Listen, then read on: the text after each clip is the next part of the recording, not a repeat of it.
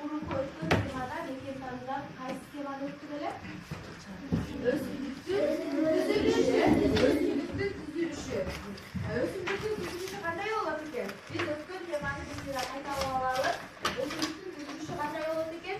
Биринчи андан кийинчи саламды, андан кийин жапырактары, андан кийин мөмө, туура, андан кийин бул өсүмдүктүн эмнеси экен? Түзүлүшү. Өсүмдүктүн түзүлүшү. Атаматчылар. Анда эмесе бүгүн балдар силер эмнелерди көрүп турасыңар достордон? Жашылчаларды. Бүгүн биз сабакта балдар эмнелерди үйрөнөбүз деп ойлойсуңар? Эмнелерди үйрөнөбүз? Туура. Кайсылар мөмө жемиштер?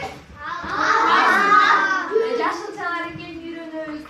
Жана ушул жашылча мөмө жемиштерди биз күнүмдүк турмушта кантип колдонобуз? Туура, жейбиз, кышкыга сактап коебуз. Аларды алып туруп эле жей беребизби? Эмне кылабыз? Жууп жегенди үйрөнөбүз. Азаматсыңар.